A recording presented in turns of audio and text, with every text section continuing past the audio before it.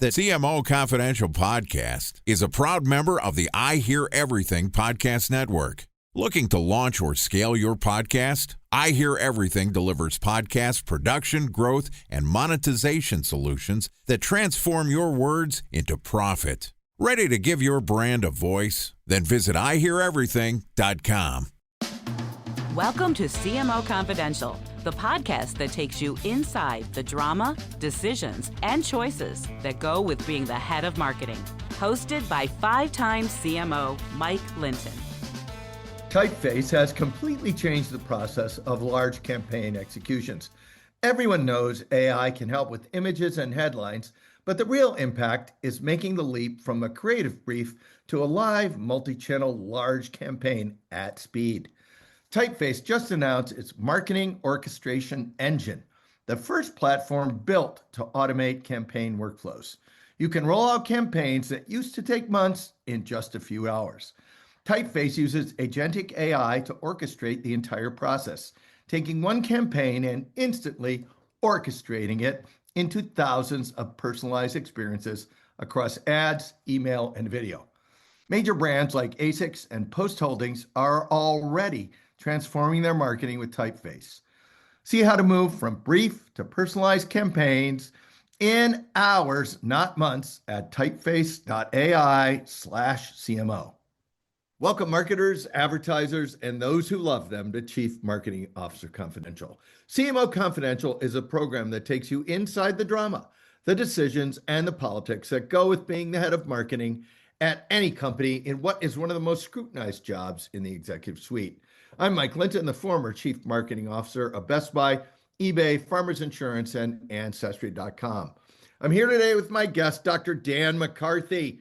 Today's topic: the unit economics of AI.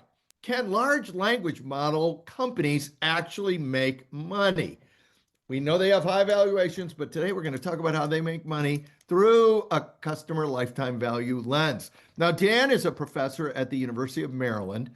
Previously, he was an assistant marketing professor at Emory, where he created what may be the first ever customer lifetime value course. His specialty, and you want to take notes on this, is the application of statistical methodology to contemporary marketing problems.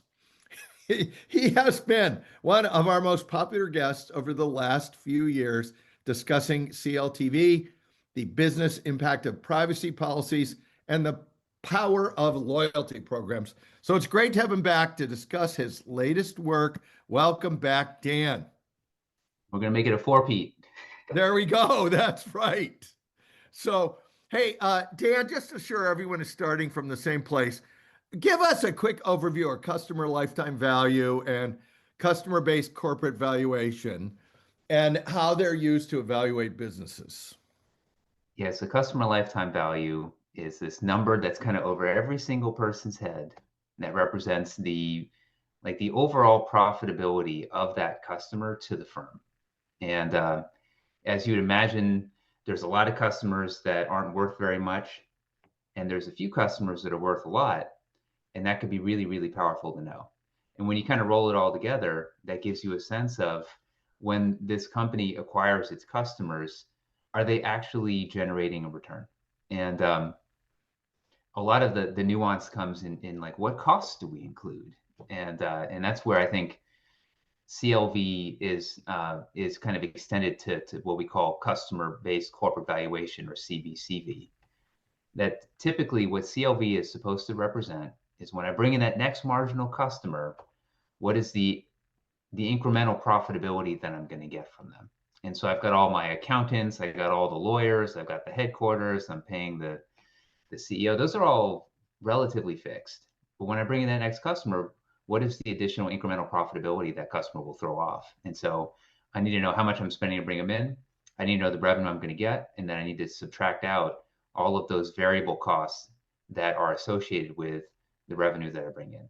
And one of the keys here is that all customers are not even close to equal, and understanding which ones are worth more. Say you're an airline and you have someone that flies 200 times a year versus someone that flies 10 times a year. Knowing that and knowing the descriptor really makes a difference it should make a difference in how you market and And also the valuation of the company, right?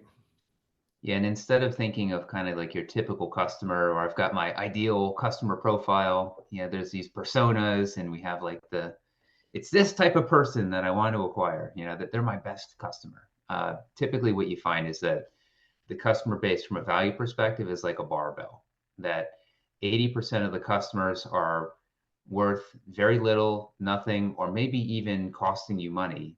And then you're making all of your money on like the top 5, 10% of the customers. And so knowing that, it's like, well, what's so different about them? What are they like? What's bringing them in the door? Where are they geographically located? What was the acquisition channel that I acquired them through? Suddenly it's like, oh, that's stuff that I really want to know. But yeah, I think the key in a case like these AI companies is that there's customer lifetime value, which is like the quality of the customers that you bring in, but there's not, at least with CLV on its own, there's no notion of quantity. How many am I going to bring in, and what is the kind of like the cost of the running of the customer acquisition machine? Yeah. So every period I need to spend a certain amount of money to pay all of my overhead expenses, whatever those might be. And ultimately that really matters. Like if it's really, really big, then you need to earn a much higher rate of return on your customer for the whole business to eventually be able to grow its way into profitability. And so, yeah, so that's kind of when we talk about the LLMs in particular, you both need to think about lifetime value, but then you also need to think about, well, how much do they have to spend to kind of keep the whole thing going, and how many Especially customers. when you have a valuation of, hundreds of billions of dollars on something where there's only several years worth of data. Is that what made you want to dig into this analytically, or what made you want to go look at this through a CLTV lens? It's kind of two things. One is I think that when you're thinking about it from the perspective of, is this business going to justify its valuation? The CLV lens is the most valuable when you have a business that's losing money but growing quickly. Because then the big question is, are they just buying growth and they won't ever be able to grow their way into profitability? Or is it a business that's actually doing very well, like they're acquiring customers profitably, but they're not yet overall profitable yet because they're still scaling. And that's an incredibly important distinction. In some companies that we run the numbers on, we find that they're good. In some companies we find that they're bad. And so, for one, it's like a really nice industry where this sort of analysis is like specifically suited to it. But then I think the second thing is, um, I am like a voracious user of all of these services. Yeah. And yeah, I do some Voracious. testing. You're like a Yeah, tiger. yeah. So it's like, I want to know, should I be worried here? Is this company going to have, does it have a viable business model? Because, if it doesn't, then it's going to have real implications for me, because either the price is going to need to go way up, and then it's like, oh, well, that's kind of a bummer. Or, in the worst possible scenario, is this company going to crash and burn? And I should really make sure that I'm splitting my usage across multiple services. So, yeah, Yes, because if I get dependent on one thing and I build it into my, say, entire Martech stack and all my work, and then it disappears, that would be a big problem, right? I think a lot of companies should be thinking about that, that they're going to need to know, because a lot of companies and a lot of people within those companies are building, workflow after workflow around certain things that they do. And if if the company is going to run into major issues, then they're going to need to think of contingency planning. Got it. So let's talk about the work you did with, because you looked at all the major AI companies, right? And and tell us what you learned for products like ChatGPT and Anthropic and everything else. Yeah, the big thing, I'd say one of the big learnings was that among the paying subscribers, the economics are actually pretty good. So, um, yeah, the way that I would kind of conceptualize these businesses is that they have free plans, and the free users costs these businesses a lot of money. And that's one way where this is pretty different actually from like a pure software business. Because like a software business like Slack, there are costs associated with their free tier, but software is cheap. And so, the marginal cost is going to be very small. But here, every time you write that chat to create that anime picture of your family, it's actually a real expense for the firm. And so these free tiers are actually quite expensive. And I would consider them to be kind of like the on-ramp to the paid plans.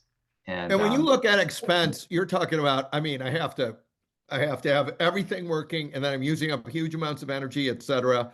I have a lot of money I'm spending just to be on, right? Is Mhm. that what you're thinking? Well, not only that, but even just the cost of running the queries. Every time a query is run, there is what's called kind of inference costs. And inference costs are one of the biggest expenses right now of the LLMs. And so, um, yeah, so those are purely variable. You type in that Give thing, us you an press example of enter. how inference costs work. Like, just take us through one where I ask about something about the University of Maryland, say. Yeah, all of the tokens that are used. So there's tokens, that are, you know, you're asking the question, and that's basically they pay per word. And then everything that you might have had in context, like keep this document or keep these images, keep this paper as context to help answer this question that I'm asking you. All of that, that corpus of data basically represents a cost to OpenAI or to Claude or what have you. And then it's going to spit out its answer, and the length of the answer again represents kind of token usage. So you can think of the direct costs associated with inference as being a function of the number of tokens that are used by the service. Got it. And so I have this free thing, and then I obviously want people to trade up to buy stuff. Tell us what you're learning on the acquisition and then the retention and the customer behavior you're seeing across your cohorts. I think a lot of people find the free tiers to be quite attractive, and I think one of the issues that OpenAI has been facing is that there's like all these users, and then there's some percent of them that actually bite the bullet and say, I'm going to pay 20 a month or Right. 200 a month. Um, and that percentage back at the end of 2023, it was almost, call it 6%. And then it went to 5%. And right now, late 2025, it's below 4%. So they've had a really big increase in the number of users. It's gone from like 100 million to like 900 million over that period Yeah. of time. But the number of paid subscribers has not gone up to nearly the same degree. And so there's this question, like maybe is the free plan too good? Like the Yeah. people just want to hang out on the free plan and they don't need to upgrade.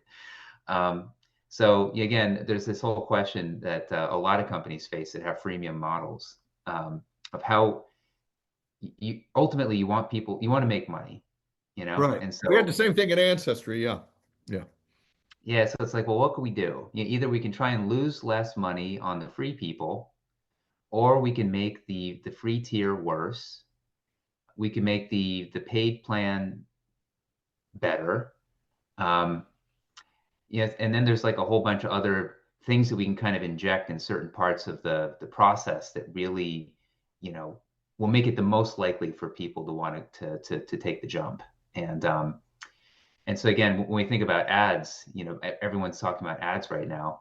Um, Ads would be one way that they can both simultaneously lose less money on the free plan, and they can create more of a gap between the free plan and the paid plan. Right. Because Because I can take ads out. yeah, it's like this is kind of annoying. I don't want to be Yeah. exposed to this. So it kind of kills two birds with one stone. Um, but yeah, I think there's been a lot of articles written about how OpenAI in particular, their gross margin. Actually, this was true of both OpenAI and Anthropic. Their gross margins were a lot lower than they even were saying it was going to be. it's going to be, it was 40%, now it's down to 33%. They're like, why the heck is this getting so much worse? And part of the reason why is because they have all of these free users that are just consuming so much cost. And so I think the ad plan is a way for them to help kind of defray some of that expense associated with a free plan. We are taking a short break from this show for a word from our sponsor, Typeface.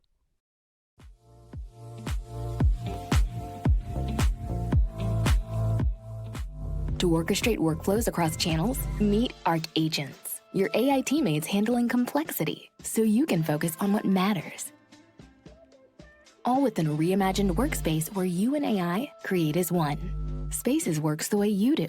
Create anything, from documents to videos to entire campaigns, at scale.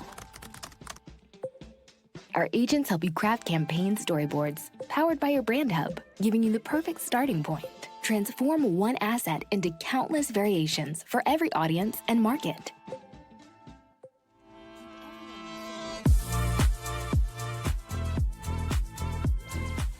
Join industry leaders already reimagining their content lifecycle with Typeface. Welcome to marketing's next chapter, where every story finds its voice. Now back to our discussion. How does this play out? We're talking now about valuations. A lot of these companies have enormous valuations. Take us through kind of the unit economics, where they end up, and how people should be thinking about it. Yeah, so the big question, to me comes down to CAC, the And that's value of customer acquisition cost, everybody. Right. Customer acquisition cost, the value of customers after they've been acquired, and then just how many can you bring in the door, and what happens with your overhead. And so I think the CLV perspective, it's actually pretty optimistic that the paid subscribers are actually pretty profitable, even when you factor in pretty generously, all the cost of the free tier. You mean even at $20, just $20 a month, I'm still profitable, even given massive token usage? Because the margin is actually quite good for those people. Okay. It's about 70%, and it's way up. So obviously, in a lot of other businesses, that margin, it doesn't change very much. Like if you're selling food, and you're twice as big, you're probably still paying the same amount on food. Here, the efficiency of the models has been improving and improving and improving. And so that margin has been going like this. So if they can get people to paid, they're getting a nice kind of 70%-ish variable margin on those people. Now they're not only getting 20 a month, for some people they're paying 200 a month, and then there's the API usage as well. And the customer acquisition cost ends up being around, I was estimating to be around $30. Okay. And retention is amazing. So because once you have this tool, you're probably not going to dump it, right? You're just, even if you have more tools, like if I have Claude and Anthropic, and I can use Grok, I can use anything I want, right? Gemini. I'll put a big asterisk on this. So, as you know, because I've talked about, using this data before, on your show, credit card panel data is a really nice data source for certain types of activity. And this is a great use for it because, people, they kind of build their credit card for this. And so we can directly observe customer retention through the credit card panel data. And companies like OpenAI, they have best in class retention. The people, they just stay. Now, obviously, it's funny. I know we were almost going to do the show a little earlier. I feel like the passage of time has just made this more and more interesting. Yeah. So, just this past weekend, we had this humongous kerfuffle where Anthropic was deemed a supply chain risk, and then it's like right after the Department of War shunted them to the side. It's like 5 minutes later, OpenAI is like, yeah, I'll take the business. And now everyone is, saying, I'm going to dump my ChatGPT subscription and I'm going to subscribe to Claude. So that is all, I think trust is a very big issue with with the LLMs because of the nature of the data that they're collecting. But holding all that aside, the base rate of retention is very high in this category. And as you're kind of alluding to, people like me, if we find a lot of value in ChatGPT and then we find a lot of value in Claude, it's not like people will only sign up for one. There are a lot of people who do what's called multi-homing, where you kind of have multiple subscriptions. And well, it's no different than streaming services, right? I mean, I have Netflix, I have Amazon Prime, I have HBO Max. It's not like I only have one here. You're saying that this could be really a big deal, and I hear almost beneath that is a lot of consumers are probably not going to drop ChatGPT if it's really functional for them.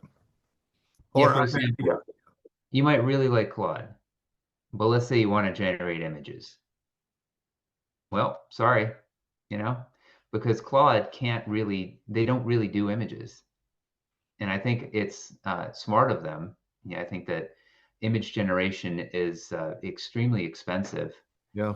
And they've chosen to focus on these knowledge worker use cases. And so it makes a lot of sense. But, if you wanted to do that sort of thing, well, you're kind of stuck. Also, if you wanted to do like super high-end research where you want these models to think about a problem for an hour, well, Claude is not amazing for that.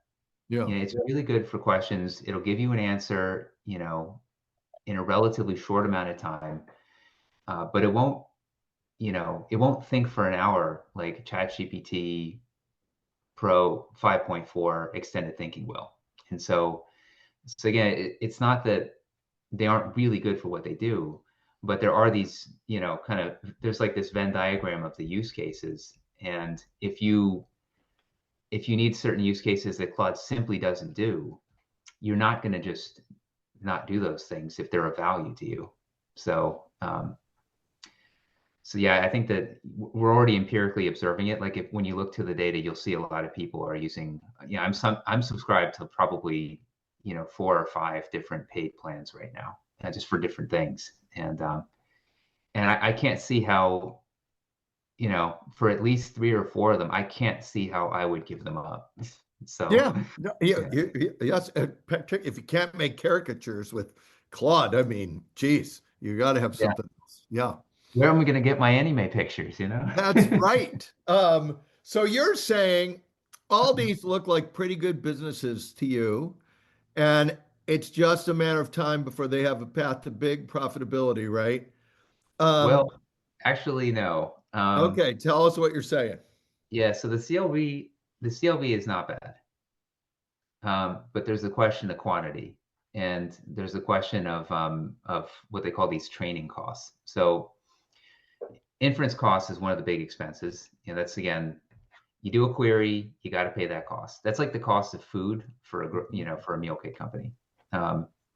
But unlike the meal kit company, these companies are spending a lot of money on training costs and R&D, and they're not a variable cost in the sense that, if you bring in that next, Claude subscriber, it's not like you're going to need to spend more on training up, Opus 4.7 or something like that. But they need that next model. And in that sense, the LLM. Tell us how the training models work, and then come back to this point, which is why they have to keep spending.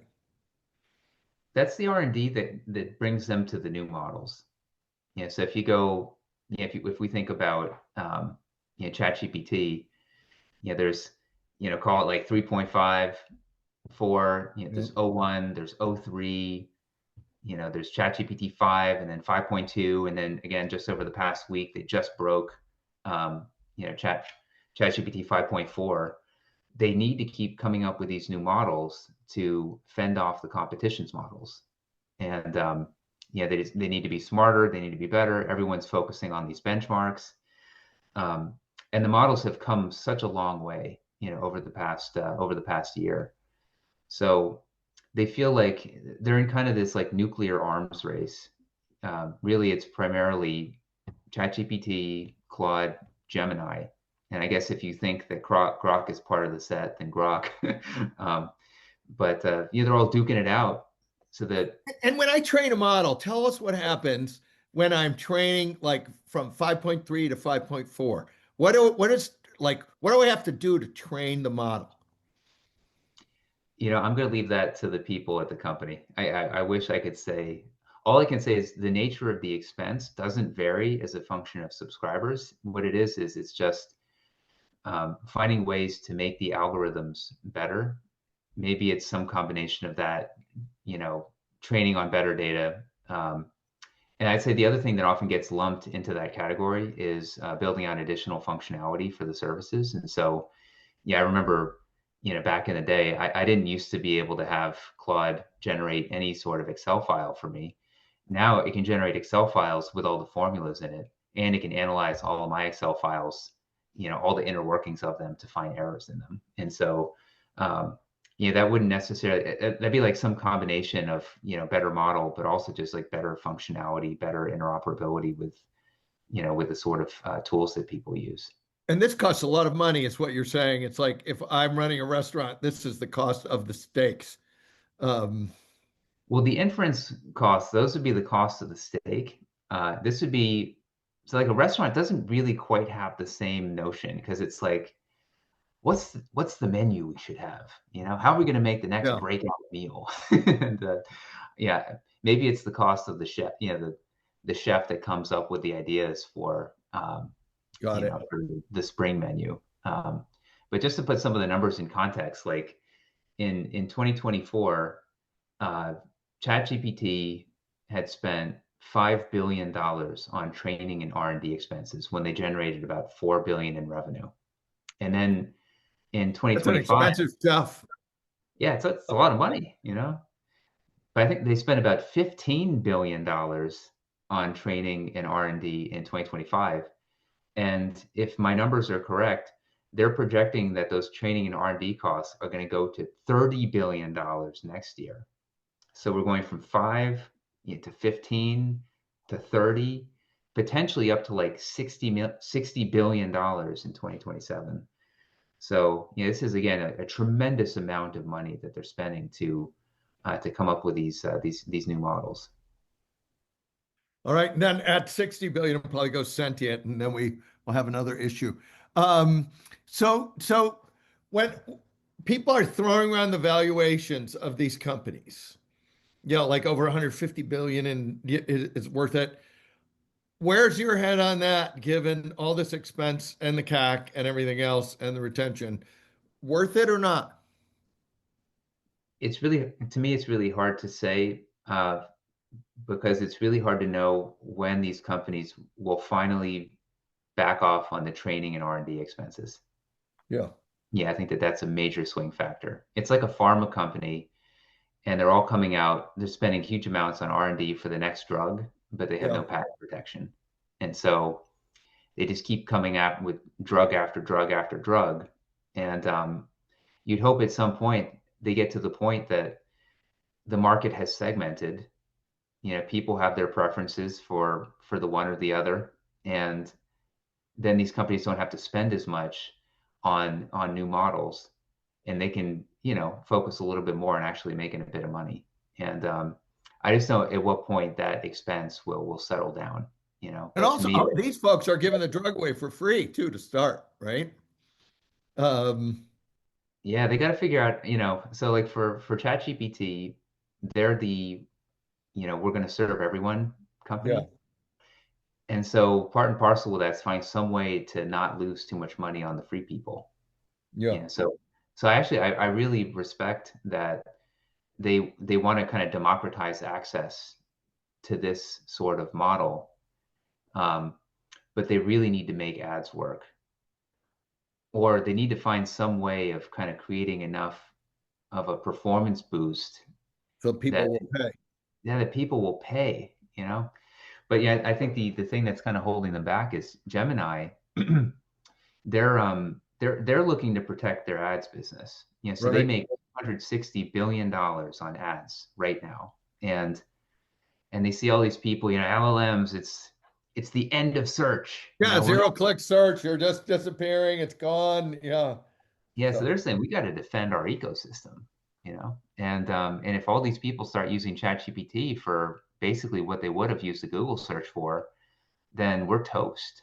And so, yeah, I think that they're basically significantly subsidizing their business just to kind of keep people in the Google ecosystem. So we just wrote this working paper, and we were comparing basically like the mobile app revenue monetization of Claude, ChatGPT, and Gemini, and we found that Gemini monetizes about 30 times better than, Claude monetizes 30 times better than Gemini.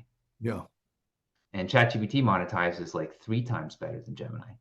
So you can think of it like Gemini is severely unpriced, I think. Yeah. And they're doing that intentionally to keep people coming back to them. $160 billion ad business a year is a lot of, you can sacrifice a lot of tokens for that. Yeah, that's a humongous business to be able to protect. But you kind of feel bad then for Claude and for ChatGPT, because they got to make their money on the LLM. They don't have anything to protect. They don't have anything to subsidize the core business except venture capital investors. So yeah, so they got to make their money on this thing alone. And if you're these companies, then your free plan, it can't be too much worse than Gemini's, because if it really sucks compared to Gemini, yeah, Gemini will take it all. Yeah, then Gemini will just take it all. So I think that's actually holding down all of these companies' ability to, like you think, why not just make the free tier shittier? Just make it worse. Right. Well, it's like, well, I can't do that because Gemini is just going to eat my lunch. Yeah, Gemini has the pole position because they have all the search. So it's a very tricky competitive dynamic right now. All right, Dan, do me a favor, write marketers into the story. What should they be thinking about? We already talked about you may not want to put all your eggs in one single basket here. What else should they be thinking about when you look at this? And then what indicators should they be watching? Well, certainly. So I think, diversification of your providers is probably prudent. I think that obviously these companies are proving themselves out, and they've got good value propositions to the users, and we can kind of see that through customer retention. But I think diversifying your providers is a variable thing it's a very valuable thing to do. The other reason that it's helpful is because, like Claude, for example, they were basically down for the entire Monday. Right. This big flood of users, and imagine if you only relied on them for kind of mission critical things that you're doing. It's kind of a bummer that you just lose an entire day's worth of work, So yes, I think that's just a prudent business practice in this category. So I think that's one. I think it really pays if you're a marketer, or honestly, if you're a consumer, to continuously be testing multiple services as well. I think that because they've gotten so much better and they're constantly changing, you always want to be running exactly the same queries against different models over time. And I think what it can allow you to do is see the progression of how well it can answer those questions, how that's been changing, and how it's different across the different providers. And I've personally found, I do this a lot, and I kind of have to a little bit because of the testing that I do for one of the companies. It's amazing how much they change. So what might have given you the best answer yesterday might not necessarily give you the best answer today. And so knowing that is incredibly valuable. It just allows you to kind of stay one step ahead of the game. But when I'll talk to people about it, I think it's just that people are busy. You only have so many hours in the day. And so do you have the time to be taking your queries and copying and pasting it and doing this and doing that and kind of looking at the response and comparing the quality? But I do think because of just how potentially game changing these services can be for our productivity, you owe it to yourself. It's like an investment in education, to kind of do that, to make sure that. Let's talk about the education, because you also did research that said AI education, and you can explain exactly what that means, is really the key to returns on AI. Tell us what the research said, what it means, and what it means to our users or listeners. Yeah, so one of the other hats that I wear, obviously, is, I'm a professor of marketing here, and I've been involved with some of the AI initiatives at University of Maryland College Park. We've been thinking really hard about, how do we train the next generation of leaders, and how do we work that into the MBA experience? And it's a really big question right now. And I think the tough part is, we all can kind of see it happening before our eyes, but for one, not every single professor is going to be an absolute expert at AI. And so to teach it, you have to, you got to know it first. Yeah. And then for two, it's like, well, how do I weave it into my class? And do I weave it in differently for, the core classes versus these elective classes? And then, there's the question of how are people in industry using AI right now? And actually, that comes a little bit to your question about the marketers. Right.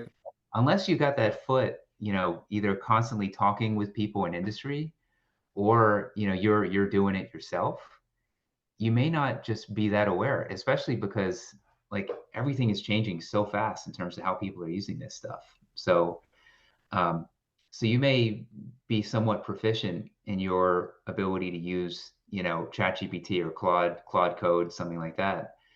But, if you really want to help the students get their next job, you need to know, well, how are people, Actually using it in the real world. Yeah. actually using it in those industries, and that's just another thing that we have to learn how to do.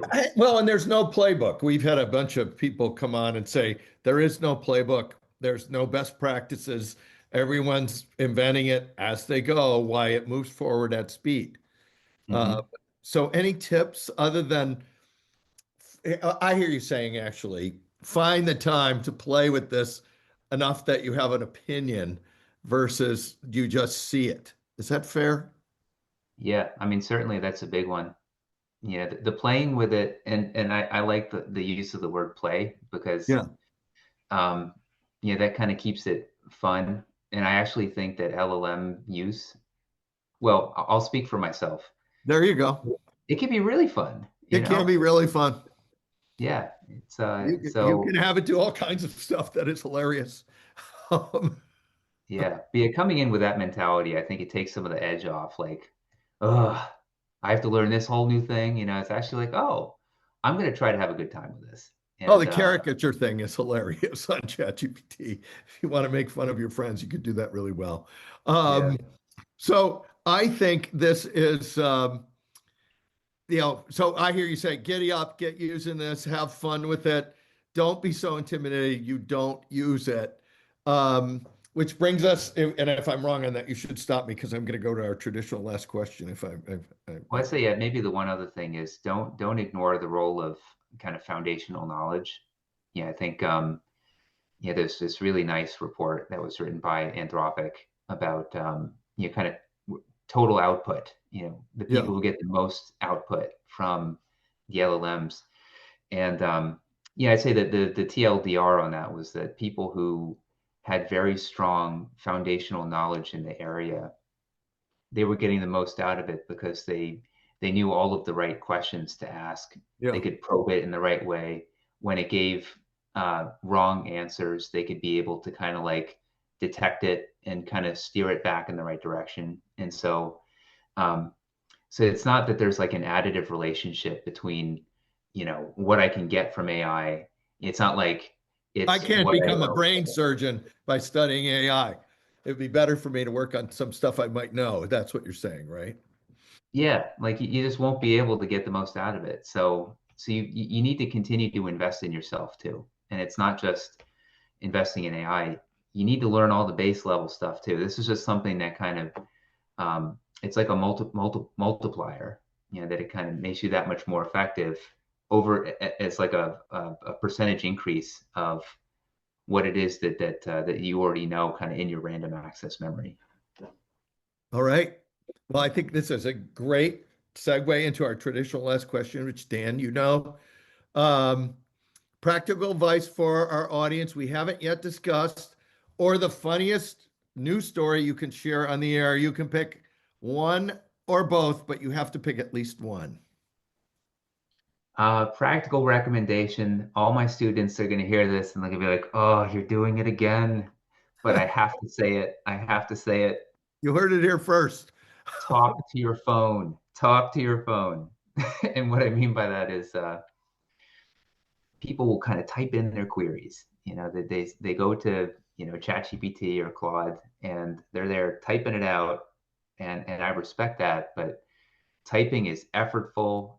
It's slow. And you know what the LLMs crave? If you want to get a really good answer, what they crave is context, the right context. And so what I'll be constantly doing, here in this basement office of mine, is I'll just kind of go with my phone in my hand and I'm just walking around talking for a minute. So if there's something I want to ask it, I end up with this humongous amount of words, that really kind of fully elaborate my goal, what I'm going for, why am I even asking this question, and the results are just so much better. So so resist the temptation to treat it like, I need to go on my computer and type everything out. Speak to it, and Yeah, I hear you saying talk to it like a coworker or an agency or a consultant. Don't talk to it like a piece of technology. but not advanced voice assistant. Use it just to get the words down and then hit enter on a Yeah. good model. And I think you'll be pretty surprised how much better answers you'll get from it. All right. So giddy up, talk to your phone, have fun. Thank you, Dan. And thanks to everyone for listening to CMO Confidential. If you're enjoying the show, hit the like button and subscribe. New shows drop every Tuesday, and you can find our more than 160 shows on Spotify, Apple, and YouTube, which include the Warby Parker case. I can see clearly now through my CLTV glasses. Colonel Mustard in the study with the job spec.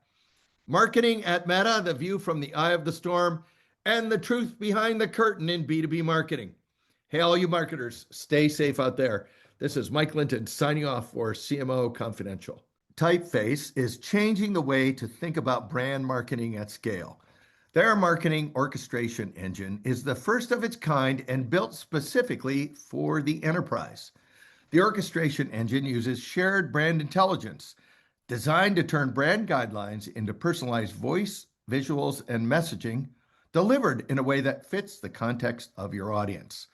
It's how brands like ASICS and Post Holdings scale what works without sacrificing quality. Start orchestrating your brand at typeface.ai/CMO.